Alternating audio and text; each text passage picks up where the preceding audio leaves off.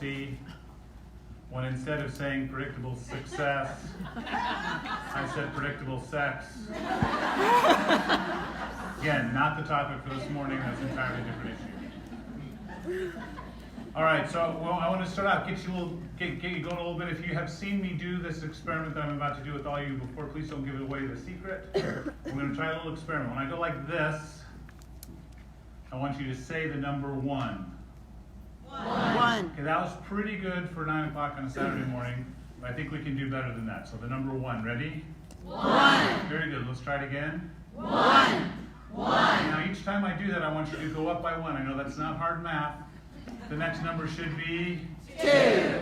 3. Okay, some of you did 2 again. We're struggling a little bit with the math this morning. Jen, did you get that right? Let's go all the way back. We're going to go to 1, and then 2, and then 3, and go on from there. Okay, are you with me? Starting with 1.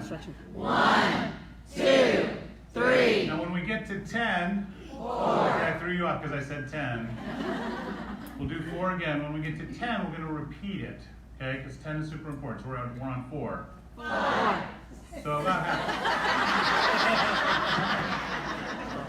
We have a duplication issue. All right, we're going to start with, I'm going to go like this, and you're going to say 4. And then we're going to go from there. So we've counted up from 1 already. When we get to, we're going to go 4, and then we're going to keep going, okay? All right. 4, 5, 6. Now don't forget, when we get to 10, you're going to repeat it. 7. Because 10 is such a very important number. 8. And in the middle of asking for 10, 9. I'm going to ask you a question. So at 10, we're going to repeat. 10. 10. I'm going to ask you a question. 10. 10. I want you to answer. 10. With the first thing 10. that comes to your mind. 10. What are aluminum cans made of? 10. We're coachable. You said repeat. So for the record, aluminum cans are made of aluminum, not tin. Why did you say tin? That's what coachable. to. You said to. Because we're coachable. That's ignorance on fire right there. So what happens is you get stuck in a mindset. You get your head wrapped around, this is what's happening. You get conditioned, I conditioned you by making you repeat 10 over and over and over. You were in a reflexive, absolutely instinctive mindset. And that happens to us.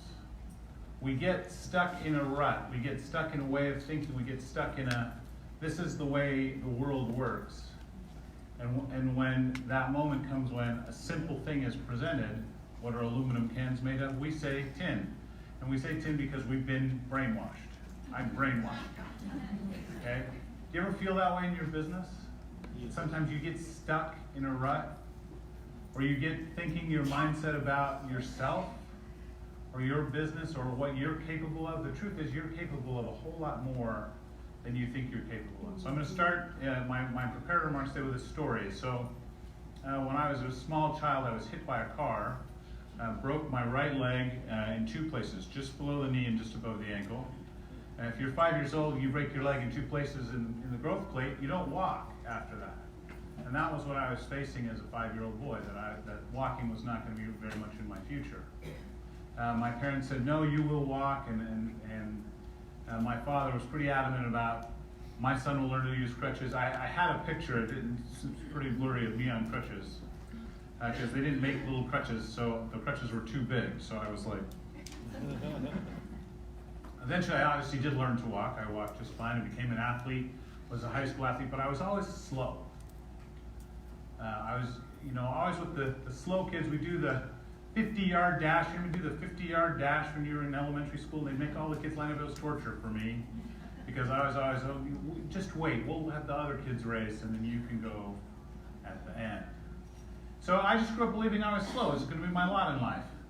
And so all the sports that I played tennis, I rowed, I was a rower. You don't have to be fast to play those sports. And so I enjoyed that, and I was on the college, I went to MIT, I was on the college rowing team. And I'm competing for a spot in the varsity lightweight boat. And I'm at practice, and after practice one day, the coach of the team said, tomorrow we're going to have a race. And if you finish last, you're cut. Well, being the politician and community organizer that I am, I gathered the team together and I said, oh, no, he's not going to cut us. He can cut us because we're not good rowers, but he can't cut us because we're slow. Let's run together as a pack. Are you with me? Yeah. We're all with you. And I'm like, yeah. That's me going, ulterior motive, I'm slow, run with me. And we won't, we'll all finish about the same time, and then he can cut us some other way, but not like that. So they're all in favor.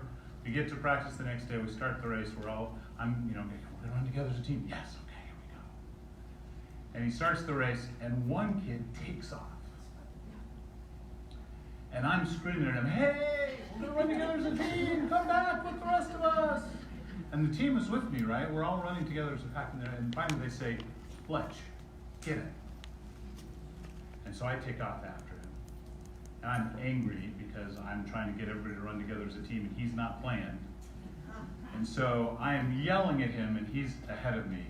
Well, it turned out he ran high school cross country. And I did not. And so I'm running and pretty soon I'm not yelling at him.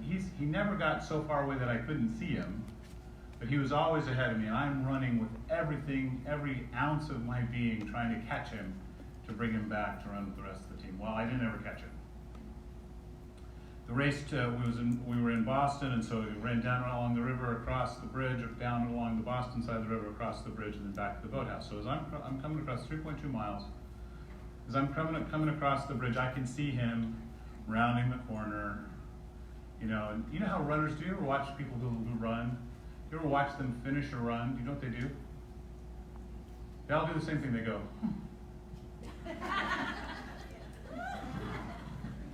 just like, no big deal. I just ran a race. He's checking his watch. Oh, personal best. Right? So he finishes the race 10 or 15 seconds after he finishes the race. I finished the race. Now, I did not finish the race by clicking my watch and stretching my legs out. I finished the race by collapsing to the ground and throwing up. Coach pointed at him and said, you win the race. And he pointed at me and he said, you make the team. Yay. Now, I ran that race 3.2 miles in 15 minutes and 50 seconds. That would have been that year that I ran the third fastest high school time in the state of Massachusetts. He obviously would have been the fastest time in the state of Massachusetts. But I ran that race faster than basically all of the high school cross-country runners in the state that year. What did I learn from that experience? I'm fast. I had fast in me, and I didn't know it. And I wasted years thinking that I didn't have fast in me. And I did the whole time. Who knows what else I could have done? Maybe I could have played other sports. Maybe it just would have been a confidence booster. Maybe it would have changed my outlook on life, that I wasn't the broken kid who broke his leg when he was 5. Maybe I would have had something different in my psyche if I had known that I had fast in me. Why do I start with that story? You have fast in you. You have a gear you have not yet gone to, maybe more than one. You have the ability to do things you don't know you have the ability to do, or you've convinced yourself that you're slow. You've convinced yourself about something. Maybe you think, I'm not good at talking to people. Yes, you are. Maybe you think, well, I don't know that many people. Yes, you do. The reality is you have more in you than you think you have in you. And part of the goal of these kinds of presentations that we're doing around the country is to help you see that. We're going to give you some tools. I have some slides. We're going to talk about duplication. You're going to hear people's stories. We're going to talk about all kinds of great things. Take notes. Be engaged in the day. But don't forget, you're fast. You have that ability to go to another gear. So with that as your mindset, not the I'm programmed, I'm going to answer tin to the aluminum question. No, what I want you to be thinking is, I'm fast. I have more in me than perhaps I've realized to this point in my life. And one of the great things about this business is we get to see that come out of people. We get to see people who have never spoken in front of a group of people before get up in front of 1,000 people at Zing Fling and share their testimonial. And they're terrified and they're backstage. I don't think I can do this. Yes, you can. Yes, you can. You have more in you than you think. So with that in mind, let's talk about duplication. It doesn't matter what works for you. It only matters what duplicates. That's right. People will duplicate what they see you do. If you brought them into the business, they will do what you did to help them bring them into the business. If you coach them every 2 hours during their 8-day, they will think they have to coach everybody in their group every 2 hours on their 8 days. And they'll say, you know what? What will they answer? I can't do that. I can't do this. Because the key questions, and I'll have them up here in a minute, but the key questions that everybody asks when faced with an opportunity like this one is, can I do it, and is it worth it? Can I do it, and is it worth it? The can I do it question comes from you in larger amounts, right? If they think that they see you do it, they'll think, I can do it. I watch them do it. We joke about how, the people who make the top ranks in the company are nothing special. And it's a funny joke because they really are super special people. But you're all very special people. Everyone has a unique quality and value to them. So when I say they're nothing special, what I mean is they're the same kind of special as everybody else, right? They're nothing special in the sense that they don't have some magic fairy dust that said, you get to be an executive, bling. And I think some people actually have that, while I may not admit it, they have that belief that, well, the reason Jana and Jana and Kala and Robin are so super extraordinarily successful is the magic fairy has come to them and said, bling, you get to be an executive, and it doesn't work like that. So as we talk about this, I want you to be thinking about a couple of additional things. One of them is, have you ever done something that you were successful at but you couldn't get your team to do? Worked for you and you're going, man, I don't understand. Why can't I bring everybody to do what I did? Or this worked for me, I'm struggling to know why it isn't working for everybody else. And you may be slipping into the I'm slow or I'm waiting for the magic fairy dust mindset. Okay? So as you think about these things, I want you to recognize that your job as a leader is to inspire people to do what you did.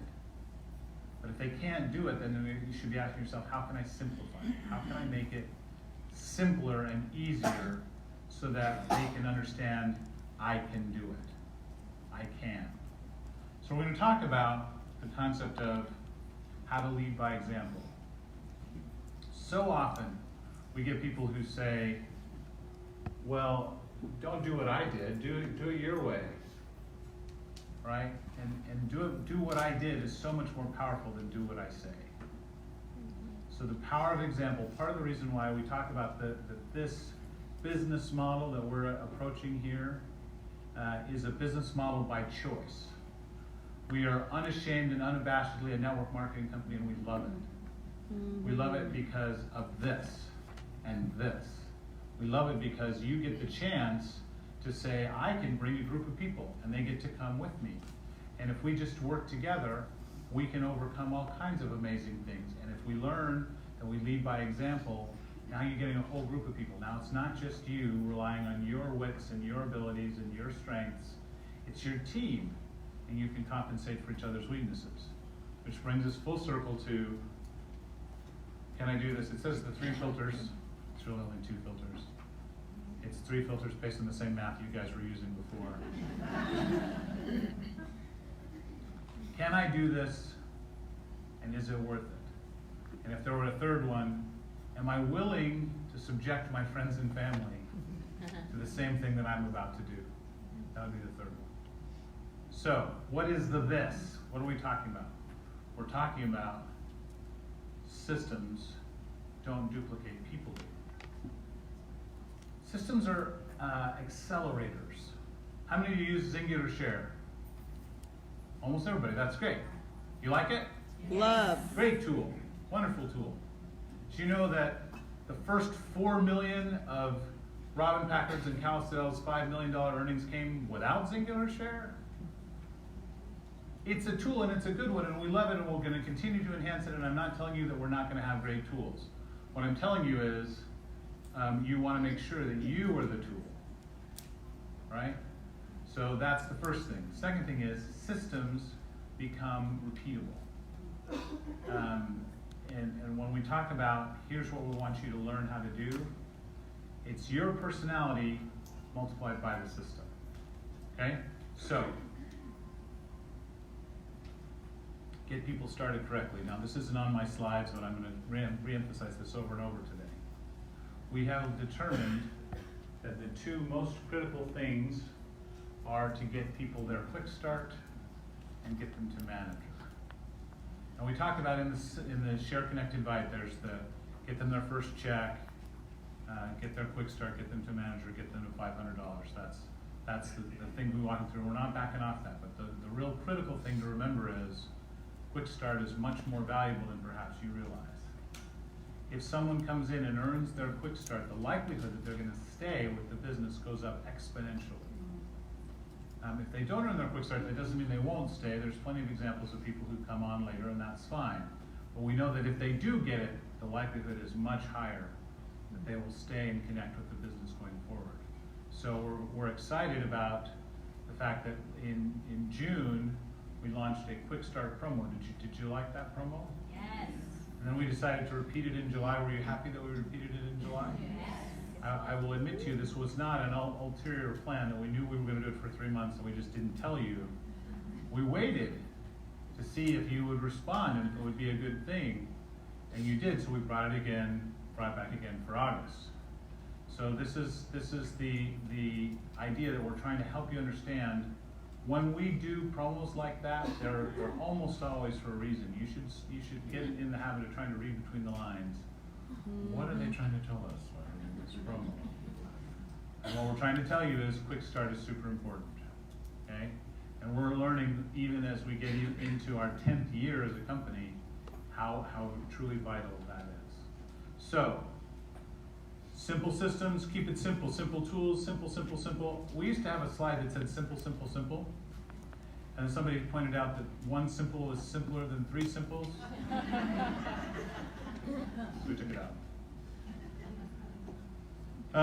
The other thing is good leaders know their numbers. One of the things that the corporate office has learned very quickly with me as the CEO is that they can't hide from the numbers because I know them. If you spend any time with me, Janice said to me yesterday, if there's no graph with you, it didn't exist. Because I'm kind of a graph guy. I love graphs and data and information and knowledge. Well, the truth is, in your business, it's your business, and you should know the numbers in your business about your own performance and about the performance of your group of people. So we give you tools in your back office, and even if you're not a numbers person, we try to give it to you in a graphical form so you can learn a little bit. It's just if visual is more your thing than actually looking at tables of numbers, that's fine, but what you should know, what are the things we're measuring? One of my favorite quotations is, when performance is measured, performance is improved. Yeah. When performance is measured and reported, the rate of improvement accelerates. I'll say that again. When performance is measured, performance is improved. So what does that mean? You should know your numbers. You should be measuring, you should be looking and understanding what does it mean for my business. The second thing is, when performance is measured and reported, who are you reporting to? Well, you have an upline. That's the first place. If you don't have an upline that's continued to be active in the business, because frankly that happens, right? The person who brought you in maybe doesn't stay with the business and you're sort of feeling a little lost. Well, they have an upline, right? Maybe there's several, people between you and somebody who you admire. They'll work with you, I guarantee it. As you look at your business and you figure out where is your nearest upline executive, if your upline isn't active or you're not on a team that's active, that person will help you. So you can think about, all right, so if performance is measured and reported, the rate of improvement accelerates. Find someone. And if none of that works for you, if you can't find an upline person and you can't, your group doesn't really exist and you're kind of off by yourself in Turkey, Texas, I don't even know where that is. Right? We have groups of people at the corporate office who help you. Lexi mentioned her job as a field development rep is to help the manager ranks get to the director ranks. They're there. They'll do appointments with you. They'll be your accountability partner. They will help you. So if you think about it, the first thing to do is you need to be results-based. You need to understand what my numbers are. And these are some areas in which you need to be recognizing what do I know about? Am I getting enrollers? For a long time at the corporate office, we've focused on enrollments. Enrollments represent people joining our business, and that's exciting, and it's still good. And we still try to track that, but we know that 80% of those people just want the product, and that's great, right? The products are phenomenal. We want people to want the products. That gives us a business, right? By the way, if the products don't work, we're a pyramid scheme, right? We don't ever want to be even a whiff of that. So the products are great, but if you're building a business, you're in the business of looking for people who are enrollers. That's somebody who will take what you're doing and also do it. They will bring other people in. So 80% of the people you come across just want the products. That's great. We love those people. Please continue to bring them into the business. But the goal is to find that 20% who also, in addition to loving the products, want to build a business themselves. So that's the first thing. What's a team builder? A team builder is somebody who enrolls somebody who enrolls somebody, right? So if I say I'm going to bring Christy in and she in turn brings somebody else in, she's a team builder. I'm a team builder. We're building a team, right? Because frankly, the math is pretty daunting. The math says that even though that 20%, now I know you were told there would be no math, that was wrong. We're going to do some math together for a few minutes. Of that 20%, how many of those people will actually enroll somebody else? They say they want to. But how many will actually do it? Do you know the numbers? Anybody guess? 2%. So it's 5%. 5% of the people who say they want to will actually do something. And you've seen this in your back office, haven't you? How many of you, by a show of hands, how many of you had somebody that you knew was going to just kill it at this business who never signed up anybody? Raise your hand. Look around the room. This is a universal experience. Somebody's done it more than once. She's got both hands in the air. She's going, hallelujah, somebody recognizes my plight, right?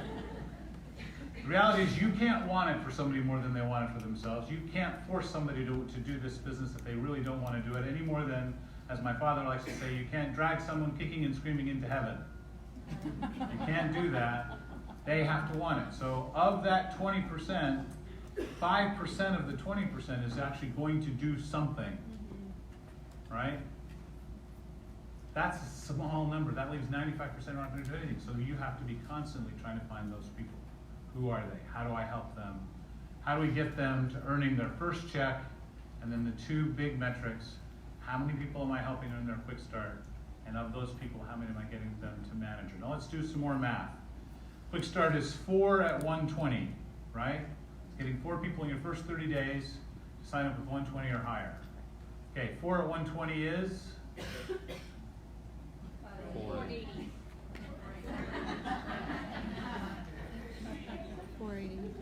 480. I'm helping you with the math here. I know you had trouble with 1 plus 1, so we're going to do a little more math. 500 points, roughly. 500 points.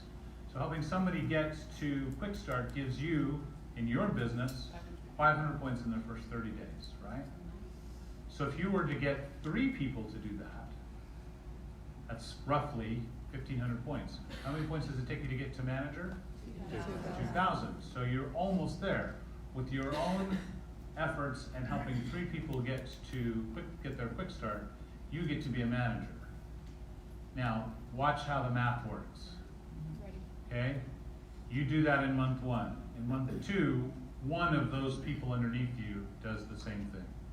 One of those 3 that you got to quick start decides they want to do it. So they get 3 people to quick start and they're a manager. And you're a silver. See how this works? That's why those are such important building blocks. That 3 people to quick start is vital. Now, can you do it every month? It's hard. I don't want to pretend that just saying it's going to make it happy, he said I could do 3. I'm fast. Okay? It still takes quite a bit of effort. I'm not trying to pretend that it doesn't. especially in the summer months when people are outside more and they're doing more things with their families. And so you have to learn how to understand that that's reality. Okay, but just think about the math. If I can find 3 people who want to do Quick Start. Now back up from 3. If you're going to get 3 people who do Quick Start and 5% of the 20% of the 100% of the people who sign up, how many people do you need to bring to be talking to? A lot. I think the actual technical term is a grundle. I think it's a grundle of people. Okay? So can you understand why when we talk about daily activities and trying to talk to people every day, it's just math, right? If you were at XLC or if you have been to your director's invitational trip and you've heard Rudy Reback talk, he talks about his 10 paperclip story. And if you haven't heard him, I'm going to steal his thunder and don't tell him that I did this. Because he tells it way better than I do. When he was learning to be a network marketing distributor, he was given what he considered the secret to success. And the way it was presented to him was, do you want the secret to success? Yes, I do. I haven't been successful. I'm going to give it to you. You ready? Yes, I'm ready. You're sure you're ready. It's super valuable. I'm ready. If you promise me you'll do it, I'll give you the secret. Yes, I promise. No, you have to just swear. Promise that you'll do this. And you can just see the enthusiasm. Will you do it? Yes, I'll do it. Please just tell me the secret to success. I need a commitment from you. And Rudy says, hallelujah, I'm here. What's the secret? And the guy says, it's very simple. Take 10 paper clips, and every morning when you get up in the day, you put all your change in your wallet and your keys in your pocket, put 10 paper clips in your right pocket. And every time you talk to somebody today about the business or the opportunity, move one of those paper clips from your right pocket to your left pocket.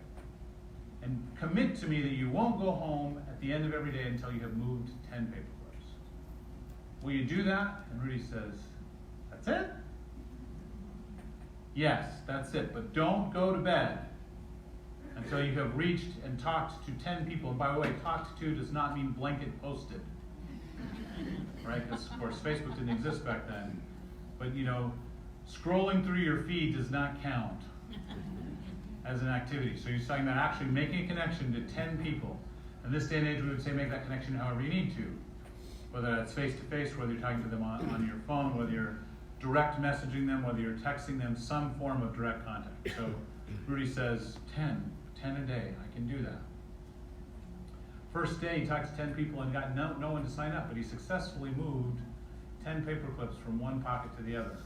And as he got in the habit of talking to those 10 people every day, what happened? He was doing the numbers, and some of those people started to say yes. He tells the story about how one night he got back to he had a little apartment in New Jersey where he lived, and he's taking his money out of his wallet and he's going to bed, and as he puts his wallet on the dresser, one paper clip tumbles out, and he goes. Now he could have said, "Man, I did 9. It's 11 o'clock at night. I'll get 11 tomorrow." That wasn't the commitment. The commitment was, I promised I would move these 10 a day, and I swore I would do it. I committed myself to do it. So he put his wallet back in his pocket, put his keys back in, and drove to wherever he could find people at 11 o'clock at night, which turned out to be a bar. Went up to the bar, went up to the first guy at the bar and said, "Hey, I've got a great business opportunity for a home-based business. Are you interested?" The guy said no. He said, "Great."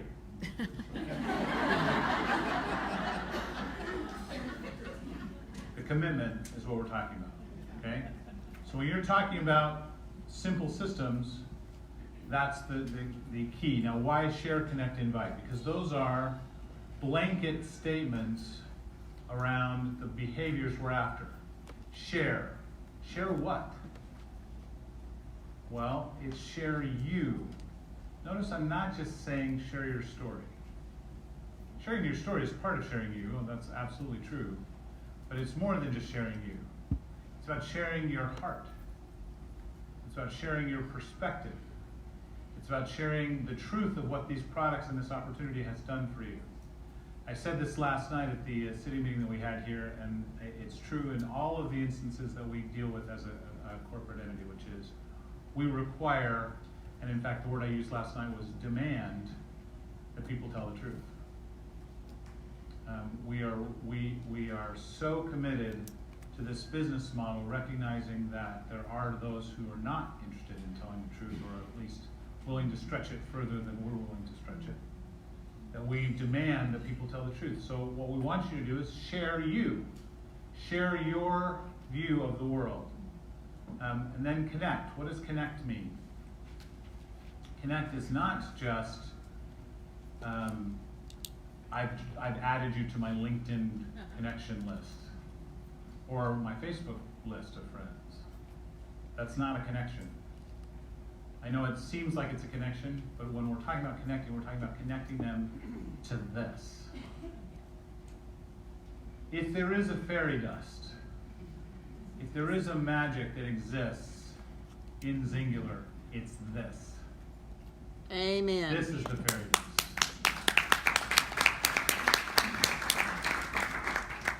Jen, I'm going to invite you to all of my presentations. Can I get an amen? Oh, amen, amen, amen. This is the fairy dust, right? This is the thing that we have that can't be really replicated anywhere else. Because if you've experienced what it feels like to be part of the singular family, you know that it feels different. It's that whole up at 3 a.m. with the fire alarm. It feels different. There's a camaraderie here that's different. There's a amount of, it's going to sound funny, there's an amount of love that's different.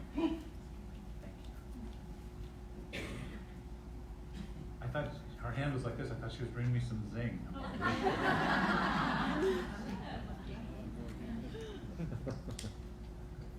So, this is the fairy dust. Connect them to the fairy dust. Bring them to an event. Host an event. Connect them to a success group. Introduce them to an upline leader or even a crossline leader, because they'll represent for you in your organization that fairy dust. It happened a year or so ago. I was driving more like 2 years ago now. I was driving across the prairie land of Alberta, Canada in January. It's pretty stark, right? Lots of snow, not lots of anything else. And I happened to be driving with Tish Lethbridge, who is one of our platinum executives from Alberta, and really the catalyst for Canada having anybody at all. She was really the first leader who moved it all in Canada. And if you've ever met or know Tish at all, she's a pretty down-to-earth lady. She's a single mom of 7 enormous sons who are just these giant mammoth boys. And she's just a wonderful woman. And as we were driving across, she said, I need to do some three-way calls. Would you drive for a while? Of course. So I'm driving, and she's in the passenger seat, and she's doing three-way calls. And she had them scheduled, and she's just doing calls with her organization. When the phone rings, and it was somebody from North Carolina, who's not in her organization. They'd met at one of the events, Inkling or Zinkfest, something like that, and they'd met, and they, had an acquaintance, but not really a friendship. And this woman called her up and said, Tish, would it be all right with you? I've got a single woman of a bunch of boys. Could I get you on the phone? Would you be willing to do a three-way call? And Tish said, no way, I'm not ever doing that. And she hung up on her. No, of course she didn't do that. She said, of course. This woman is not in Tish's downline. Not in her downline. She spent probably 20 minutes on the phone with this three-way call with somebody who's not in her downline, because that's the fairy dust. Now, we've reinforced the fairy dust with the way our compensation plan works. I don't know if you paid a lot of attention to the way the compensation plan works, but one of the things we have are 12 bonus pools of sharing that we do, where the profit for the entire company gets taken and divided into 12 buckets. That's right. 1%. Amen. Amen. 1% of one of each of 12 different buckets. So 1% goes into each, a bucket for manager rank and a bucket for silver manager, and so on for the first 12 ranks of the company. Now, why did we do that? We want you to share and connect. We want people to recognize that we're all in this boat together.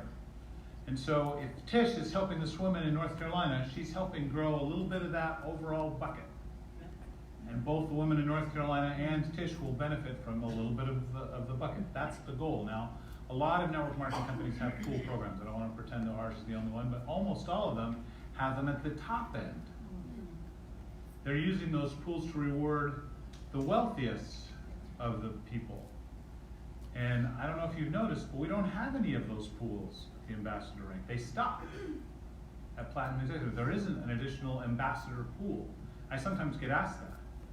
And the answer is always the same. We want the people who are doing the base level work, just getting started, to benefit the most. So we want to start at the first rank, not the last rank. So that whole thing was designed to reinforce the connect to each other, connect to the team, work together, help each other, grow each other's business, help each other succeed. And when someone from North Carolina that's not in your downline calls, take the call. And when you call, I guarantee you, there isn't a leader in this company who would say, no, I'm not doing that three-way call and hang up on you. Because that's not who we are, that's not what connect means. And then invite. What are we inviting them to do? Well, the simple one is try the products. That's the one everybody feels the most comfortable with. Most of us, most of you, are more comfortable sharing your product-related stories than you are sharing your business-related stories. Do you know why that is? We're uncomfortable talking about money. The reality is we're more comfortable talking about money. Do you ever go to the grocery store and standing next to the person in line say, want to see my paycheck?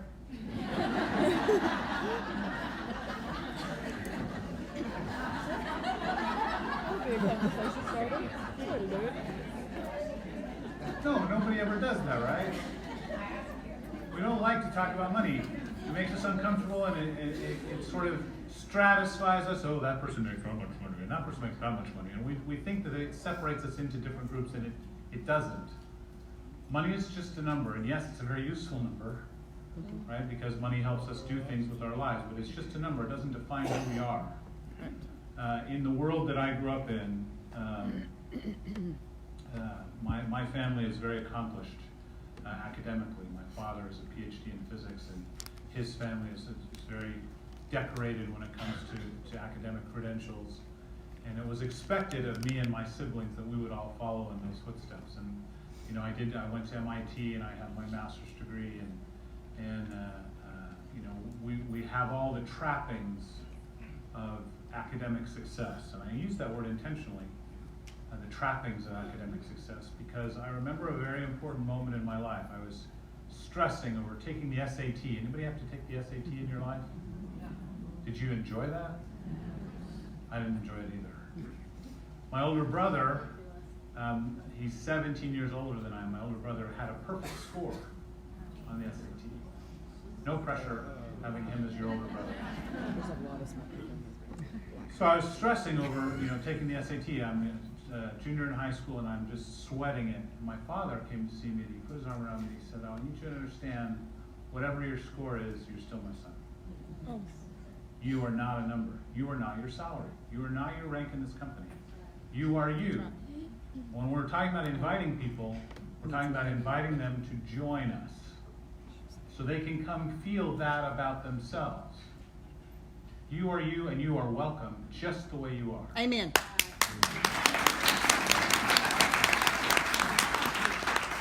We need to coordinate that a whole lot.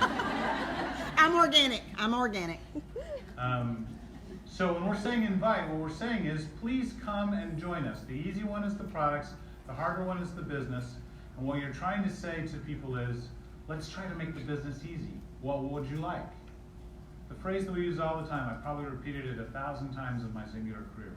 How much good could you do in the world if you could put $500 in as many people's pockets as possible? Yes, you're going to hear people tell great stories about their income. Yes, I'm going to talk a little bit later on about the Great Passport Program. Yes, we have amazing opportunities. Yes, the compensation plan has no limit. You can earn as much as you can imagine you can earn. That's all true. But the life-changing is in that first $500. And that's what we're inviting them to do. We're inviting them to say, you know what, we're going to help you change your life. We're not going to do it by showing you pictures of yachts. What we're going to say is, how about a bill you didn't get to pay, you get to pay this month? That's the invitation. Woo! Woo! Amen. That was a step slow. We got to work on our timing. I know. I'll stretch. So, share you. Not just share your story, well, that's part of it, but you're sharing your heart. You're sharing your mind. You're sharing your commitment. Connect. Connect to their heart. Connect them to us. Connect them to your team and to your upline and to the fairy dust. Invite. Invite them to do the products. That's part of it. But invite them to change their lives with that first $500 and to make the commitment to change as many other people's lives as possible with $500 in their pocket. That's share, connect, invite. That's why they're the 3 building blocks. That's what we're doing. Now, how much time should you spend doing this? – 14 hours a day is not duplicatable. Just want to say that ahead of time. Right? Chrissy's up here going 20. Going 20. The reality is we're not going to give you a number. That's up to you. I will tell you a quick story. As I mentioned, I played sports. I'm a huge sports fan. I'm also just a diehard patriot. I love my country very, very much. And so you combine those two things with one of the things that I love more than anything is the Olympics. I just love the Olympics. It just, I don't know, something about it just gets my heart pumping, and I love the Olympics. And when I was a boy, there was a male gymnast from the United States named Peter Vidmar. He was the first American male to win the overall men's gold medal in gymnastics. And I remember just being thrilled that an American man made a gold medal in gymnastics, and I loved it. And then I saw an interview with him, and they said, you know, to what do you attribute your success? You know, that's one of those softball questions. Well, I worked really hard, right? And this is what he said. He said, I determined when I started to get competitive in gymnastics that I was going to work 15 minutes more than all the other gymnasts. When they said time, I was going to do 15 minutes more. When they said run, I was going to run for 15 minutes more. When they said do this exercise, I was going to do 15 minutes more. When they shut the lights out, I turned them back on, not for 15 more hours, but 15 minutes. He said, I knew that if I consistently put in 15 minutes more than everybody else, that I could make a difference in my own career. And wherever it took me, I was going to put in that 15 minutes. And that's what he attributed success to. I love that. Can you find 15 minutes more than you've been giving? You can. You can. Because remember, you have that other gear. You're fast. You have that in you haven't seen yet.